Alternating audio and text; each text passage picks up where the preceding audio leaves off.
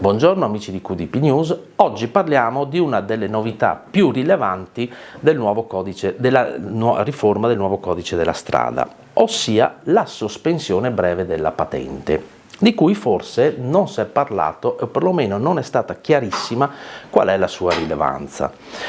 Allora, la sospensione breve della patente in cosa consiste? Allora, tutti sappiamo che nel momento del conseguimento della patente di guida ci vengono conferiti 20 punti.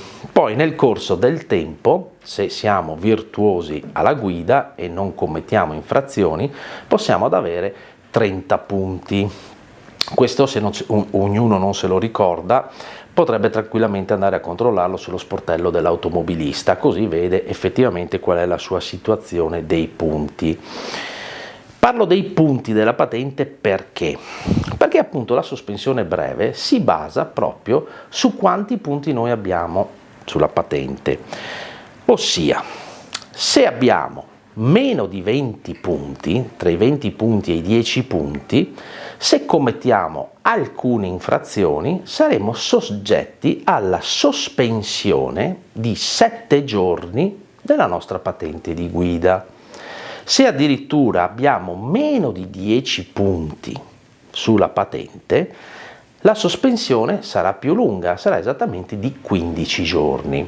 Ovviamente il legislatore ha anche tabellato quelle che sono le ipotesi sanzionatorie per cui ricorre la sospensione breve della patente, e sono sanzioni che tutto sommato sono abbastanza comuni, che magari non sono neanche considerate tante volte erroneamente gravi. Perché? Vi faccio solo un esempio, leggo qui in ordine sparso, tanto per farci un'idea.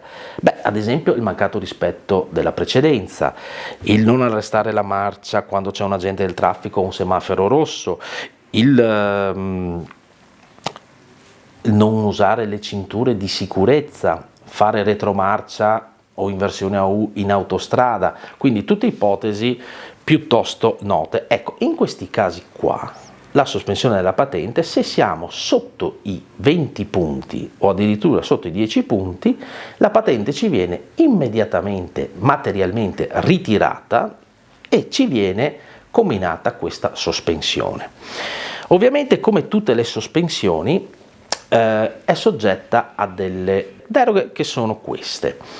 Ovviamente, prevista dal codice della strada, come sappiamo, se abbiamo necessità di lavoro e quindi la necessità di dover guidare in alcune fasce orarie, possiamo chiedere di essere autorizzati a recarci dalla nostra abitazione al nostro posto di lavoro per riuscire a espletare la nostra prestazione lavorativa.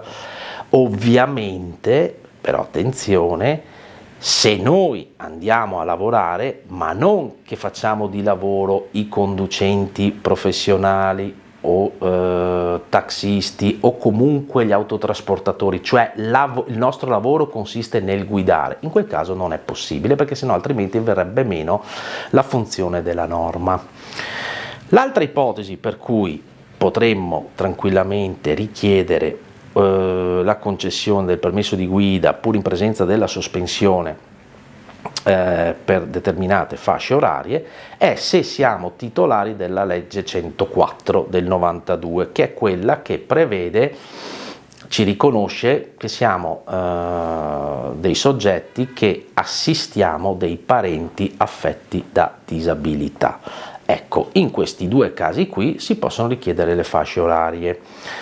Però attenzione anche qui, le fasce orarie che però, se abbiamo commesso queste infrazioni e non abbiamo commesso altre violazioni che consistono in reati, perché allora in quel caso lì non ci verrà concesso assolutamente nessun permesso di guida.